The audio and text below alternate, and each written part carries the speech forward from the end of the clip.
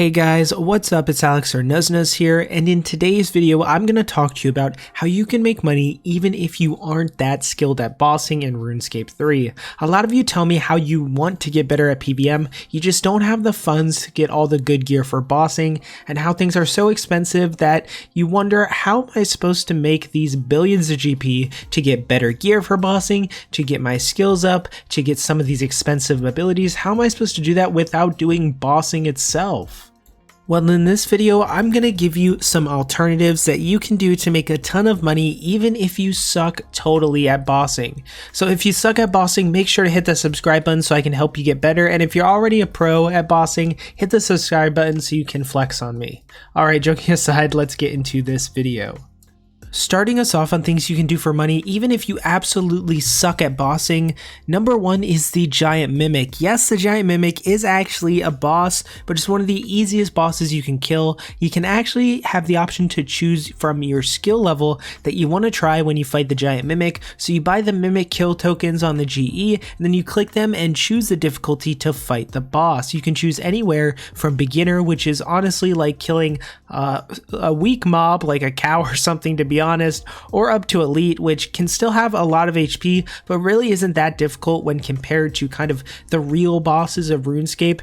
Now if you kill the earlier giant mimics like the medium or beginner, you can actually make a decent amount of profit per hour, especially if you're somebody who isn't like max combat stats or have great gear, probably around 4 to 5 mil per hour. Now if you're able to kill the elite giant mimic, you're going to be looking at probably about double that GP every hour, in upwards of 10 mil per hour or so. Now most of your money will come from these scrimshaws, such as the Scrimshaw of Aggression that you get from the Mimic loot chests. So if you're not very good at bossing yet, but you at least want to kind of feel like you're bossing and make a little money, the Giant Mimic is really a decent option. So next I wanted to talk about easy clue scrolls. Now this is something that I've done a lot, and I recently did on kind of my newbie account that didn't really have much stats at all, but he was able to collect and do easy clue scrolls. And most people think, hey, I have to do, you know, elite clue scrolls or high tier clue scrolls to make money, and you are right in that doing those can have you a chance at like some really rare drops like worth 1 billion GP or more.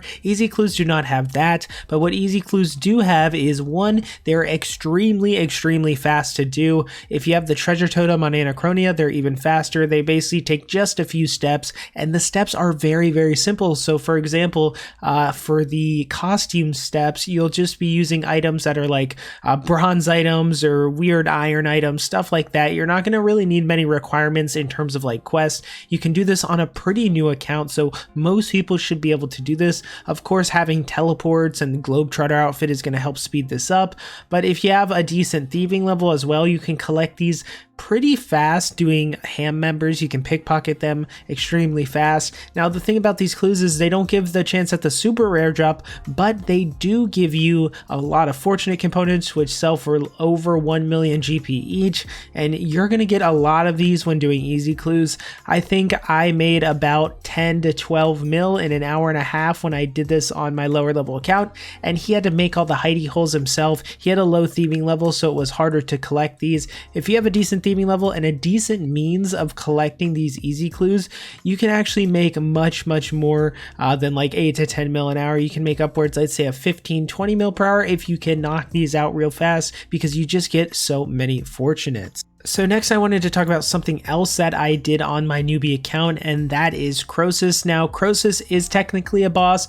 but it's not very you know, it's not ability based. It doesn't take nearly as much skill to do as the other bosses. You're basically avoiding things and just coordinating and running around. I'd say it's, compared to other PvM bosses, it is very simple to do. And if you go into public Croesus masses, so there's a lot of people, if you watch guides beforehand and go in there to practice, it's actually pretty easy to learn. So you don't have to do this with like a 4-man team. If you do find a 4-man team, however, you can make a lot of money, like 40-50 mil per hour, but I was doing this in masses with a ton of people, some learning, some not, and I didn't have very good stats at all. I think my highest stat was like 70 on this newbie account, and I still was able to get decent contribution and not really screw anything up. And I ended up actually on this account getting a drop of like 100 mil or so. Of course, it wasn't Crypt Bloom, but it was still a very decent drop, and I got it with the contribution I was getting. So if you're looking for a boss that is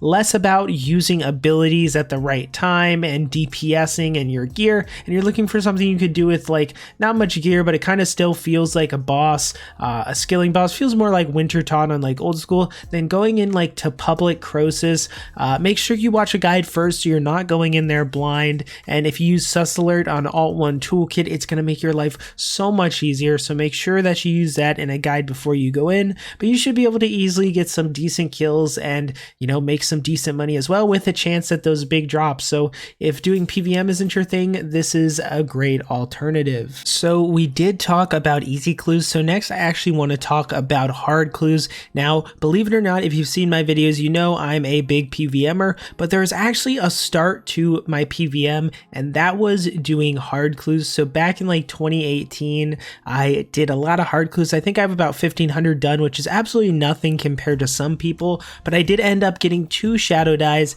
and a third age item doing this, and made like over like 1.6 to 2 bill just off those, not counting the fortunate components. So I probably made like 2 to 3 billion GP off hard clues. And the reason I love hard clues so much is because they don't have as many puzzles as something like an elite clue, and I enjoy them more than like the elite clue arrow clues. I can do so many more hard clues than I can elite clues. They do have a chance at those big dies. The shadow die is like 1 billion GP, so you have a chance at that. You get a lot of fortunate components, and you can easily actually get these at Hellhounds very quickly. So you can go to Hellhounds and get a stack of these in pretty much no time and go and knock them out. They're very fast, very, you know, smooth and fun to do in my opinion, and they'll make you a lot of money just in the fortunate components, let alone you still have that big chance at an item. So if easy clues aren't for you, hard clues are definitely a step up in what they require, but they don't really take much skill, and they're very good to do.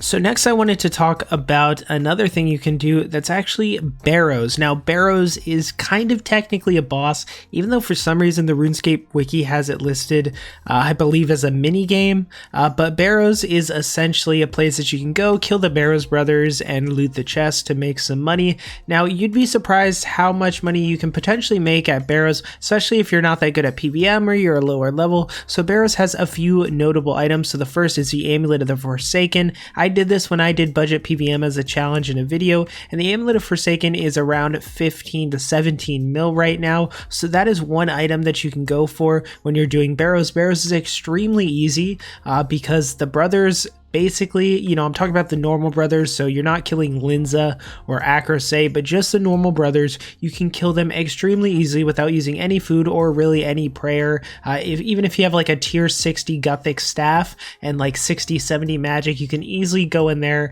pray melee, and kill them within, you know, 15-20 seconds. Very simple. Your runs will be extremely fast. And the other thing you can actually get from Barrows is not only is the Amulet of Forsaken 17 mil, which is used for an archaeology relic, but there is actually an item, the Aram Staff, that is for some reason up to over 21 million GP right now. So there are quite a few Barrows items that actually go for a decent amount of money. I mean, a drop worth 20 mil is similar to getting a drop from God Wars 2, but Barrows is way easier to do.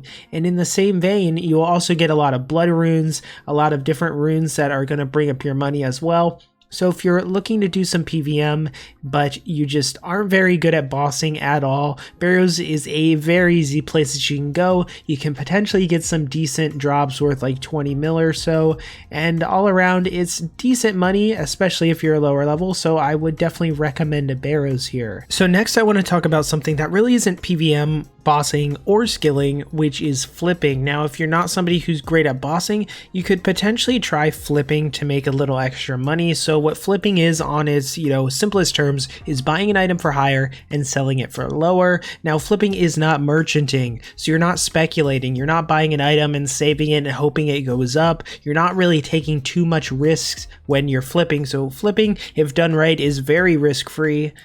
You can do this with, higher priced items, and that's where a little risk will come in. If you decide, hey, I'm going to go and I'm going to try to flip these items worth billions of GP, then, well, you could have potential to lose money or lose a lot more money. But in reality, when you're doing flipping, especially if you, don't have a ton of money, so whether you have 10 mil, 50 mil, 100 mil, there's items that are much safer, like flipping supplies, for instance. If you decide I'm going to flip like Ceradomin brews, I'm going to flip, summoning pouches, Viswax, ammunition, that stuff is, the margins are so small that if you buy a lot of it, you're going to make a decent profit, but you're not going to have a risk of losing tons of money like you would in the items that you're more, trying to figure out what price to buy and sell at, such as like if you're buying high tier 92, tier 95 weapons to flip.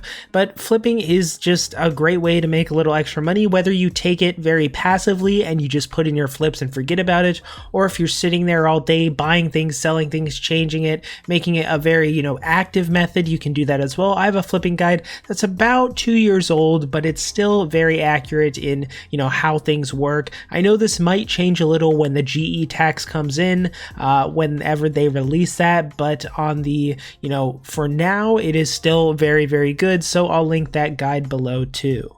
So next I wanted to talk about a method that's kind of weird. It's not really anything like skilling or bossing. It's actually collecting. So there are things called Zamrock Moulineers, which you can collect. Now, some of you might know this method, but I actually recently did it for a video that's coming soon. And what you do is you need to do the meeting history and making history quest, and then the Enchanted Key mini quest. And after this, you can hunt for these little Moulineers. There's a Gothic, Ceradomin, and Zamrock one. They're always in these same 3 places on the map. And if you get the right tellies, you can very easily go and dig these up in order, go back to the outpost, get another Enchanted Key, and repeat this. Now, the Ceradomin and the Gothics ones don't really sell for too much, but the Zamrock ones sell for over 385k each. I think they're actually selling for over the GE price for me, and you can get like 60 to 70 of these per hour, so you can actually make a ton of money doing this. It's not very high requirements. You just need a few tellies, and you just need to run around the map and,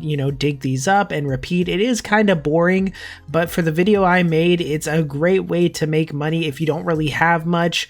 So I wouldn't recommend obviously doing this for hundreds of hours because you're going to get insanely bored. But if you say, hey, I need 100 mil and you do this for 5 hours, you can very easily make that without much skill at all. Now for me, I think I made about 17 to 18 mil in an hour doing this. I was kind of slow at it compared to, you can get things like power burst of acceleration, bladed dive, and be way faster than me, but still, for the effort required, this is a good thing I thought I'd mention. So another method that has to do with combat but isn't bossing that you can do pretty easily is doing binding contracts with ancient summoning. So you will need ancient summoning unlocked by doing the Dagon Buy mystery, but once you have this, you have a lot of options, and ancient summoning is one of my favorite money makers when I'm just not sure what to do, a little bored, just want to make a little extra cash. So there are different ways you can do this. So first off, you need binding contracts. To get binding contracts, you can either get them from like Tetra compasses and stuff, but the best way is to make them yourselves. You need blue charms and some summoning materials, so you will need some blue charms for this, but they're pretty fast to make, especially if you use the shop method where you buy, sell all your, supplies and buy them back. It's very simple, and after you make these, you can actually go and kill the creatures corresponding to them to make their pouches. So you can make Ripper Demon pouches by killing Ripper Demons, Water Fiend pouches by killing Water Fiends, or Hellhound pouches by killing Hellhounds, and this actually plays in to another method on here. So I actually did at a time when Zammy came out, I made a lot of Hellhound pouches, and I did this just by killing Hellhounds with binding contracts. Of course, it's very simple, but something you can actually do while doing this is you're going to get hard clue drops, and so you'll kind of be collecting hard clues while you're making money off these pouches, and then you can, of course, like we talked about before, go and do these hard clues and potentially get big items like dyes and fortunate components. But at the same time, you're going to be making money. Make sure you check the price so you know that you're still making profit here, but I was making a decent amount off Hellhound pouches. I know Ripper Demon pouches are like always good profit, and then Water Fiend pouches can be good as well and much easier. Again, Ripper Demons are a little bit harder, but if you're somebody that's not really good at bossing or PVM, Water Fiends and Hellhounds are going to be very easy, and it's a great method that I definitely feel like should be on this list. Now, if you really aren't that good at bossing, there is a boss that is very, very easy to kill that you can do even if you absolutely suck at bossing. So this is the Glacor, but on essentially one mechanic in normal mode. So for this, you basically go into the Glacor, you turn it on to one mechanic. Usually you're going to turn that on to the flurry, and then you can essentially AFK, and you can do this super easy. You don't need great gear at all. You can do this with like tier 60s. I think my friend did it with. Now, the thing is, the Glacor actually drops a lot of charms, especially on normal mode. So if you're trying to get blue charms to essentially do the previous method, which is ancient summoning, this can be a great way to do that. Now, the money isn't going to be insane from here. If you do have the troves unlocked, the tier 3 troves, that is going to account for a lot of your money. So you're going to want those unlocked, but you can make a good 3 to 4, maybe 5 mil per hour, pretty AFK doing this, and get a ton of blue charms at the same time, and it's just so simple to do. You honestly do not need to know anything about bossing. Just set up a revolution bar that's decent and then go, and you're really not going to take much damage at all. It's super simple. If you feel like maybe you're getting better, you could decide, hey, I'm going to turn on some more mechanics, and maybe before you know it, you learn Glacor with more mechanics and can maybe go on to possibly attempting some hard mode. It's a nice kind of gateway into that, but something I thought I'd mention here as well, especially if you want to get a lot of blue charms to try to do the ancient summoning methods.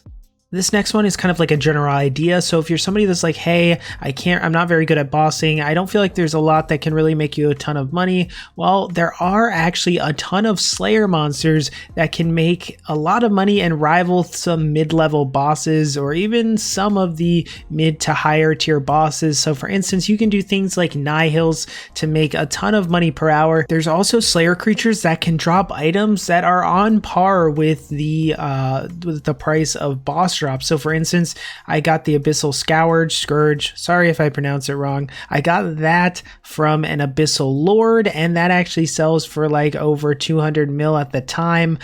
You can get things like Cinderbane gloves, Nightmare gauntlets. There's a ton of Slayer drops that actually go for a ton of money. If you want to, hunt some of the rare ones, you do have things like the Hex Hunter bow from Soul Gazers, although these are extremely rare, so you probably won't make much money unless you get lucky there.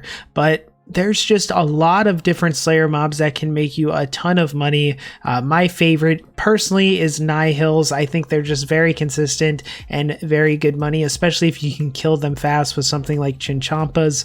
But yeah, do not sleep on Slayer creatures. Leveling up your Slayer, if you can't boss and you need to make money to, potentially get better gear to boss, Slayer is a great thing you can do. So yeah, if you're not great at bossing or you suck at bossing, don't give up. You can always improve, and I promise you'll get there eventually. But if you need a way to make money as you progress your gear and kind of learn bossing, these are great alternatives that I hope helped you out. If it did, make sure to leave a like. It helps get the video out to way more people. And subscribe if you want to see more videos like this or videos on how to get better at PVM. And I'll see you guys in the next video.